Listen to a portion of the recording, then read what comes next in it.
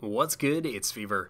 Taking a look at the games we'll be seeing this year in 2018 has got me a bit excited enough even to point out the games I'm personally amped about. I'm not going to go so far as to split it based on the system, the console, or the genre that they are releasing under. This is just a blanket 10 games I'm most looking forward to this year. Not necessarily the 10 games I think will be best. Some are just interesting, some are franchises I love, and some are just games I can't wait to see how they turn out. Enough rambling. Let's start this off at number 10, Extinction. Now this game at first glance will and should give you an Attack on Titan's vibe in a colorful, stylized, but not Asian stylized world setting.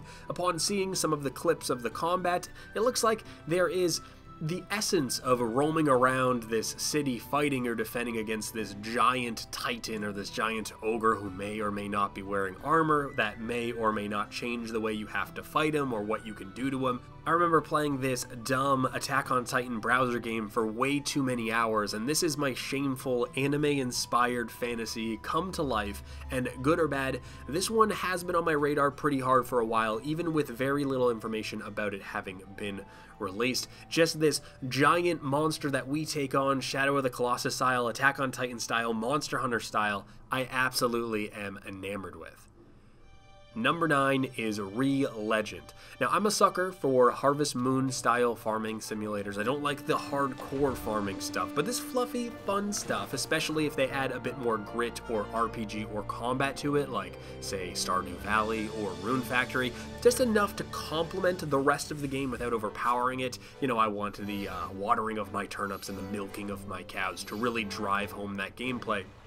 I don't know why, but I just get obsessed with these games, and pretty much every year there's one game like this that takes me over for almost an entire month. And Re-Legend looks like it will be that in 2018 with a monster-raising twist. This RPG is based around all of that farming fluff with multiplayer, important, and will be available on the Nintendo Switch, also important. It has a projected release date of June, but I have a backup in case this crowd-funded game gets delayed. Ooblets, this is another Harvest Moon but with X style game. This one they're crossing it a little bit with Animal Crossing, they say, and you know, this one just oozes charm and charisma, has a unique aesthetic, and has a core team of about 2 people who, the more you follow and listen and read to what they just put out there on the internet, the more you want to support them. I think both these games will do incredibly well when they do get released. Number 8, The Wolf Among Us Season 2.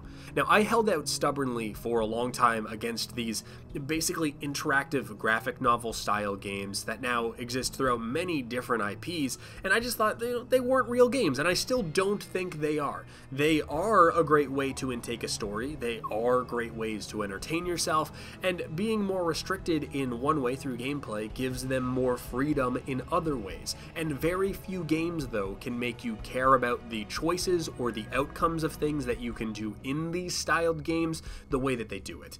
And at this point, if you held out stubbornly, as I did, the 2 titles I would tell you to try would be The Wolf Among Us and the Telltale Walking Dead game, which both have sequels this year, both worth your attention, and both just really worth getting excited about this year. Number 7 is Metro Exodus. Now, this is a franchise that I love. The 2 prior Metro games are generally well received, but I still think that they are incredibly underrated. The Metro games blend some rather good shooting and combat mechanics together with this survival horror, suspense, atmosphere type thing, and some really cool map design.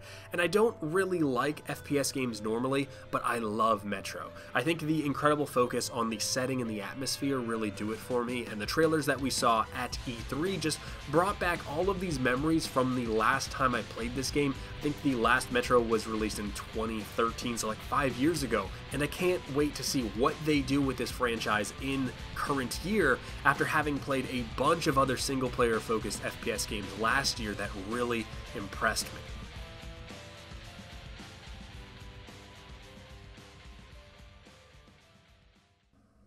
Moving into number 6 is Tunic. Now, you may remember in a past video, after having done some of the conventions, there were 3 indie-style games that I was looking forward to: Darksiders, Hob, and Tunic. Now, so far, 2 have come out, 2 were great, and I'm looking at Tunic to round that out for the 3 out of 3. This is a game that seems heavily inspired by the adventure and the mystery of the old 2D Zelda games, and there's some definite inspiration and liberties taken in the gameplay that is just obviously apparent if you look at this and you look at the old games. I got some hands-on time with the game, I've seen it at conventions, lovingly repeated by Dicey. Tunic is about a tiny fox in a big world, and that sense of mystery is really what the game is trying to nail, and I can't wait to see if they do. Number 5, Ni no Kuni 2, Revenant Kingdom. Now, this is a level 5 developed JRPG. I actually really enjoy almost all of the JRPGs that have come from level 5, and I know I tend to dock points for anime aesthetics, and I know Space Gecko already thinks I'm a closet weeb already, but I think rational minds can agree that Studio Ghibli is separate. It's like their version of Disney, and the first Ni no Kuni had actually partnered up with Studio Ghibli and delivered one of the most charming and unique JRPGs I had ever played. It oozed this whimsy and innocence that was so refreshing. Other games have you, hunting that dragon that plans on burning the world and that killed your parents, where in the first Ni no Kuni, a major quest was cheering up the king, who happened to be this giant fat cat, with bottled up enthusiasm that you had in your pendant that you borrowed from an over-eager guard. The whole game just felt like you're in this G-rated fairy tale in the best way. Ni no Kuni 2 has some big, unique shoes to fill, but a JRPG that doesn't feel like a reskin of every other one before it is always welcome to me. I knew he'd take a shine to you. You've got that same twinkle in your eye. Number 4, Red Dead Redemption 2. I love westerns. Western-themed things, however, are really hard to do well without them coming off as either cheesy or feeling like a novelty.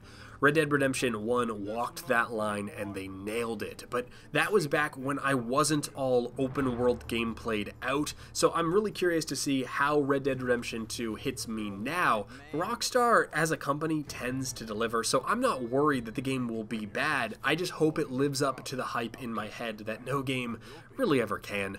Rockstar, just follow in Westworld's footsteps and help to make westerns cool again.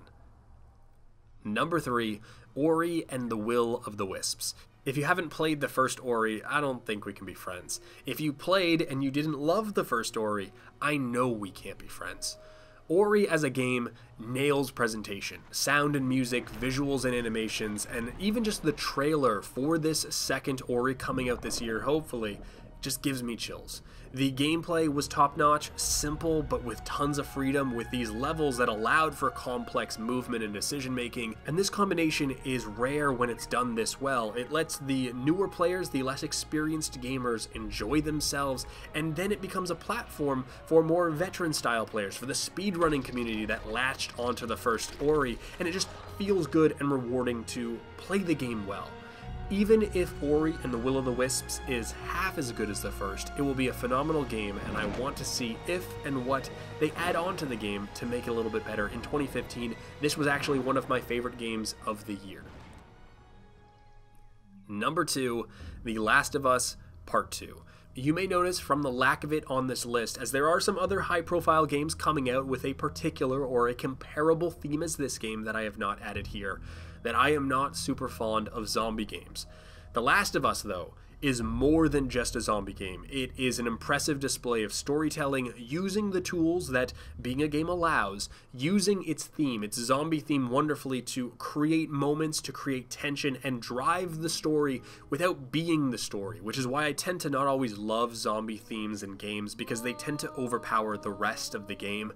But this one does it spectacularly. I just need this game, and I think anybody who has played this game is thinking the same as me. Give me more of this game now, please.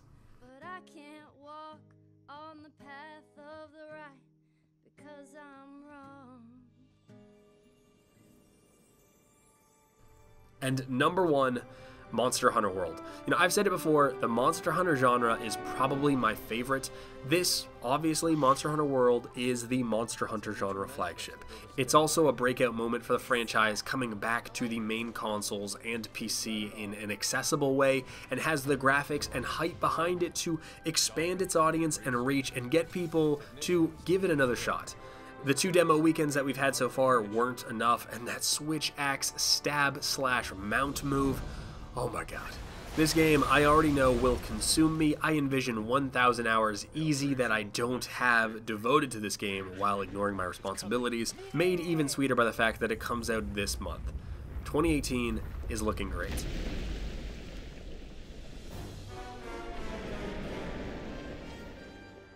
Now at the end here, I want to point out that I purposely left off games that are in that weird window of in early access or in open beta with an undisclosed release date that may or may not happen in 2018, or a game that is soft releasing into an open beta in 2018. I don't even really know what to do with those things. Release dates are becoming entirely too fluid for me.